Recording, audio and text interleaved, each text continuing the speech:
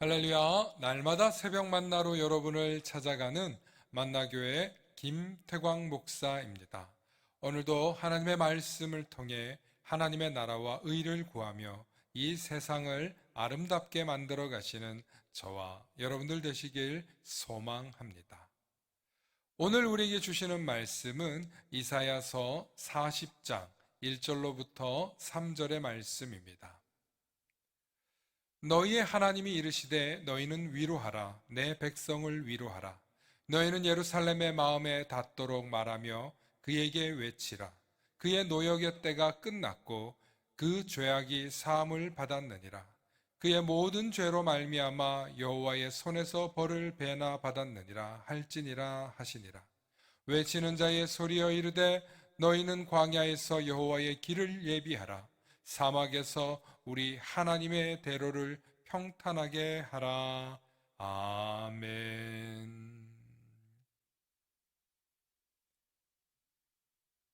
오늘은 말씀으로 위로하시는 하나님이라는 제목으로 말씀의 은혜 나누시겠습니다. 인생을 살다 보면 말할 수 없는 고난과 고초를 겪을 때가 있죠. 그럴 때 아마 누군가의 도움이 필요하다라는 생각이 들다가 문득 내가 좋은 부모님을 만났더라면, 내 인생에 나를 이끌어 줄 만한 훌륭한 사람을 만났더라면 내가 이렇게 힘들게 살지는 않았을 텐데 라는 생각을 한 번쯤 해보셨을지도 모르겠습니다. 최근 우리 젊은이들 사이에는 금수저, 흙수저 논란이 있습니다. 이렇게 비교 논란으로 사람들을 절망하게 하는 기사들이 나오기 때문인데요. 물론 이 논란의 원인이 정의롭지 못한 사회와 기득권들의 부조리 때문에 나오는 기사인 것은 분명합니다. 하지만 이런 기사를 읽는 젊은이들이나 혹은 삶의 낙담에 빠져 있는 사람들에게는 이 세상이 더욱더 비관적이고 부정적으로 보이게 만든다는 것입니다. 이럴 때일수록 우리 그리스도인들은 성경 속에 있는 성경의 말씀을 통해 주시는 하나님의 위로의 말씀을 들어야 할 줄 믿습니다. 오늘 본문을 보면 하나님께서 너희는 위로하라, 내 백성을 위로하라는 말씀을 주십니다.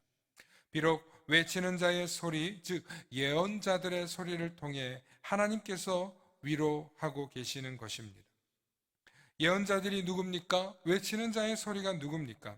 이 시대에 하나님의 말씀을, 시들지도 않고 마르지도 않는 하나님의 말씀을 선포하는 주의 종들일 것입니다. 저는 이 시대에 그 소리를 내는 자들이 목회자들이라고 생각합니다. 그러므로 참된 위로를 얻기를 원하신다면 주의 종들의 말씀을 들으시길 바랍니다. 세상의 소리에 현혹되지 말고 여러분들에게 하나님의 말씀, 하나님의 위로를 선포하고 하나님의 은혜를 가르쳐주는 주의 종들의 말에 귀 기울이시길 소망합니다. 특별히 코로나 시국에 하나님께서 주시는 참된 위로의 말씀이 저와 여러분들을 살릴 것입니다. 이스라엘 백성들은 역사적으로 애굽과 블레셋, 아수르, 바벨론 등 주변 강대국에 둘러싸여 끊임없이 비참한 시간을 겪어 왔습니다. 그들은 어디에도 의지할 곳이 없었고 종으로 살던 애굽에서 탈출한 이후부터 가나안 땅에 들어왔지만 끝도 없는 전쟁과 위협 속에서도 죽지 않고 자신들의 신앙과 언어로 끝까지 생존할 수 있었던 것은 오직 하나님의 도우심이었습니다. 지금도 그들의 후손인 유대인들은 나라를 잃었던 적은 있지만 다시 자신들의 과거 나라를 건국해서 예루살렘을 재건했고 하나님께로 돌아가자는 운동을 펼치고 있습니다. 이스라엘 민족들은 그들의 후손인 유대인들과 다시 그들의 나라를 되찾았고 신앙을 회복할 수 있는 최고의 비결은 두말하면 잔소리일 정도로 바로 말씀에 있습니다. 그리고 그들의 신앙에서 찾아볼 수 있습니다. 비록 유대인들은 예수님을 인정하지 못하고 구약의 성경만을 취하고 있음에도 불구하고 그들은 반쪽짜리 성경만으로도 나라를 재건했고 민족이 회복되었고 전 세계를 호령할 만큼 어마어마한 영향력을 길러내었습니다. 그래서 그들이 이토록 신앙에 매달리고 말씀에 매달리고 또 자신들의 회당이나 신앙 유지를 위해 성경 암송을, 신앙 교육을 꾸준히 시키고 있는 이유인 것입니다. 바로 자신들을 위로하고 인도해 주신 여호와 하나님이라는 사실을 그들은 늘 자녀들에게, 후손들에게 전해주고 있습니다. 비록 신앙 때문에 고난당했고, 비록 신앙 때문에 나라를 잃었었고, 비록 신앙 때문에 절망적인 순간들이 있었지만 그 신앙 때문에 결국에는 다시 회복되었고, 다시 일어섰고, 다시 그들은 하나가 될 수 있었습니다. 비록 극단적인 유대인들은 기독교를 인정하지 않지만 절대 다수의 유대인들은 기독교를 인정하고 있습니다. 그리고 예수 그리스도를 받아들인 자들이 훨씬 더 많이 있다고 합니다. 그래서 유대인들 가운데에는 꼭 유대교로만 남아있지 않고 유대인이면서도 기독교인, 그리고 유대인 출신이면서도 기독교인의 길을 걷는 사람들이 미국과 유럽에는 훨씬 더 많다고 합니다. 비록 유대인들이 폐쇄적인 면이 있고 민족주의적인 성향이 강하지만 유대 그리스도인들은 예수 그리스도의 사랑과 박애의 정신이 있기 때문에 오히려 자신들의 유대인들조차 포용하면서 전 세계인들 속에서 살아가고 있습니다. 마치 못난 형님을 잘난 아우가 품고 있는 것처럼 말입니다. 이처럼 하나님을 알고 그분의 위로를 경험해 본 사람들은 결국 하나님의 말씀에 의지하며 살아야 함을 끊임없이 강조하고 가르칠 수밖에 없습니다. 지금 코로나로 인해 많은 사람들이 경제적으로 정신적으로 힘들어하고 있습니다. 그래서 더욱더 이 나라와 이 민족, 아니 세계의 모든 사람들에게 큰 위로가 필요한 시대입니다. 오죽하면 전 세계에서 지난 2년 동안 가장 많이 인터넷에 검색된 단어가 힐링, 치유, 위로라는 단어였다고 합니다. 오늘도 이 시대를 살아가고 있는 많은 그리스도인들은 하나님의 위로를 얻기 위해 말씀 속에서 찾으시기를 소망합니다. 하나님의 말씀은 창조 때부터 생명력이 있었고 우리의 근본을 만든 능력 그 자체입니다. 그러므로 우리는 언제나 하나님의 말씀 속에서 살아갈 때 믿음을 잃지 않고 사랑과 위로로 회복되어서 생명을 유지할 수 있는 것입니다.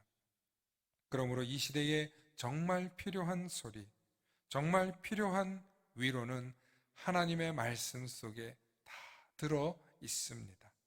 성경의 말씀 속에는 온갖 이야기들이 들어 있습니다. 배신당하는 사람의 이야기, 속임수에 고통당하는 사람의 이야기, 절망 속에 고독하게 갇혀서 있는 사람의 이야기, 어느 누구에게도 말할 수 없는 아픔과 괴로움으로 사는 사람들의 이야기가 가득 들어 있습니다. 그런데 그들 모두 하나님의 말씀을 통해 위로를 얻었고 죄사함을 얻었고 구원을 얻게 된 이야기로 가득 차 있습니다. 그러므로 참된 위로가 필요한 분들에게 말씀을 전하시길 소망합니다. 오늘 하나님께서 말씀하십니다. 내 백성을 위로하라. 너희는 위로하라 하고 말씀하십니다. 오늘도 참된 위로의 말씀을 들고 위로가 필요한 가난하고 고독한 우리의 이웃들을 찾아가시는 저와 여러분들 되시길 소망합니다.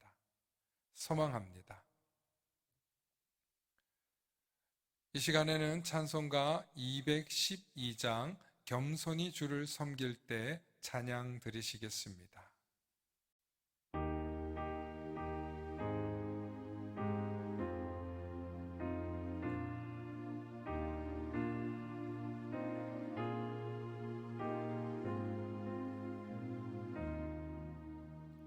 겸손히 주를 섬길 때 괴로운 일이 많으나 구주여 내게 힘주사 잘 감당하게 하소서. 인자한 말을 가지고 사람을 감화시키며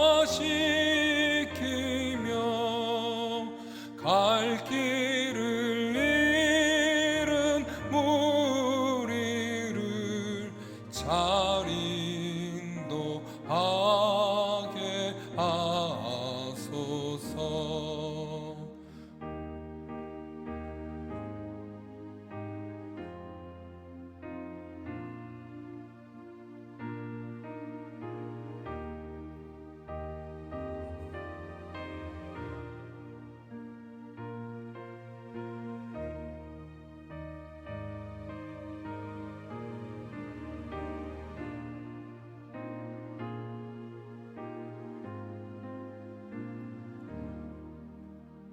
장래의 영광 비추사 소망이 되게 하시며 구주와 함께 살면서 참 평강 얻게 하소서.